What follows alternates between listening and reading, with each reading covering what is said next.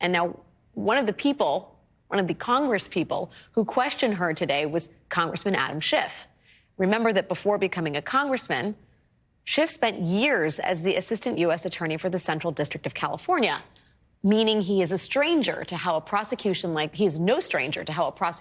this should be run. He knows the rules, and he does not think the former special counsel has followed them.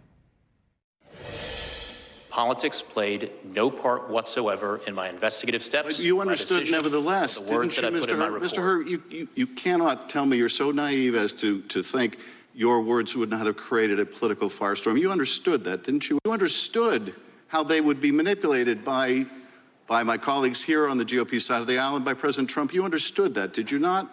Congressman, what I understood is the regulations that govern my conduct as special counsel. And those regulations required me to write a confidential report for the Attorney General, which you knew would not be confidential. My decision, and that is what I did, Congressman. I followed the rules. What is in the rules, Mr. Hur, what is in the rules is you don't gratuitously do things to prejudice the subject of an investigation when you're declining to prosecute. You don't gratuitously add language that you know will be useful in a political campaign. You were not born yesterday. You made a choice. That was a political choice. It was the wrong choice. Mr. Chairman, I yield back.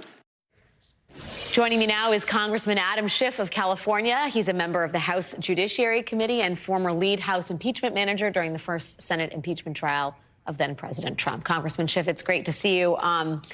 You, I think, made an impact today, shall we say, in your questioning of the former special counsel. And I just wonder what your assessment was after you asked him, I think quite credibly, whether he actually believed that this was not a political document or that he did not make any political considerations when assessing President Biden's memory. Did you believe him?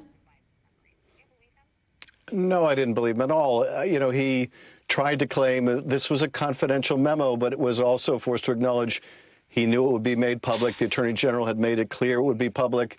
And, the idea that he was required to give this, this personalized, prejudicial, biased, essentially broadside against the president, that was necessary to his report is absurd.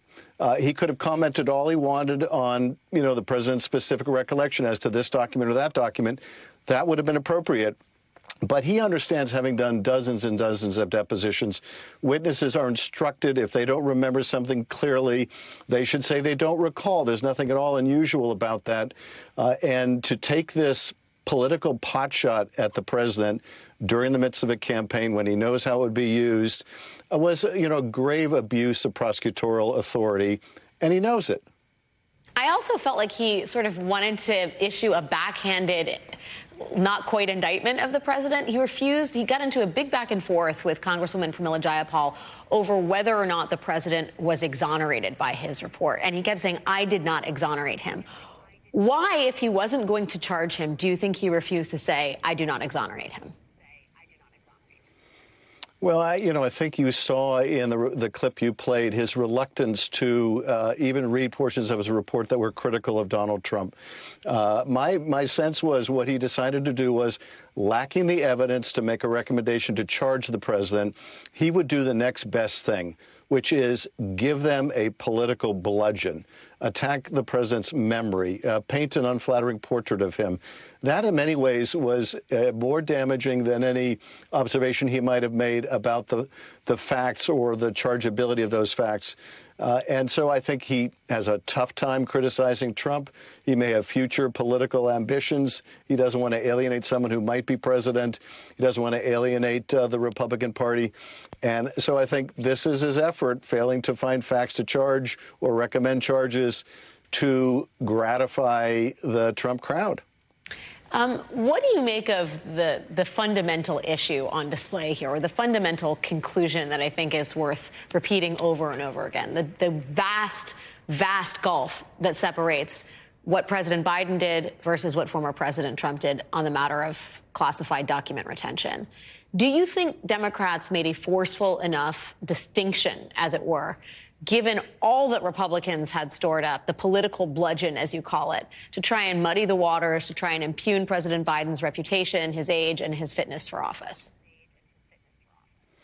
I think, yes. Madeline, I think, did a great job. Ted Lieu also went through, itemized a number of the charges against Donald Trump, the actions of Trump in concealing materials and trying to get people to lie about it, and talking about scrubbing the server that had the surveillance footage on it.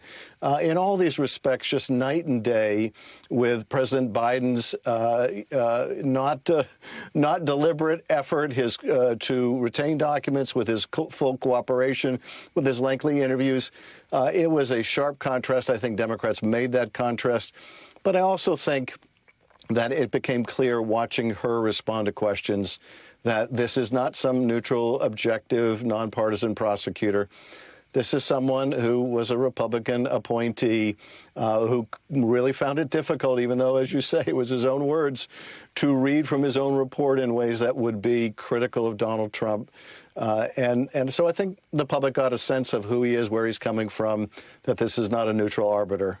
Independent of what Republicans and former special counsel Hur have to say about it, I do wonder how much of an impact the latest developments out of the classified documents case, how much of an impact do you think that's going to have with the American public as we head into an election season where we may not get any of the federal criminal trials? They may not happen before the election. We have a witness coming forth and saying that not only did Donald Trump retain over 100 classified documents at his residence, he may have actually stolen 10 to 15 bankers' boxes more and, sent them to points north or wherever. Do you think that that has the impact that it necessarily should? Or do you think that there has been some false equivalence made between Biden taking things, regardless of the fact that it wasn't criminal, and what Trump did? I mean, do you think that the sort of transgressions of that case have lost their impact in the court of public opinion? I don't think they've lost their impact, but as the indictments were some time ago, I think it is valuable to remind people of these egregious facts. And I think Mr. Butler coming forward, particularly, as you say, given that the trial doesn't look like it's going to go forward before the election, to say, hey, the president was involved in hiding these classified materials. I was asked in a very strange, suspicious way to load or help load these boxes of documents. On the same day, it turns out the president's lawyers are meeting with the Justice Department to go over these classified materials. Lord knows what happened to all of these documents, or some of these documents.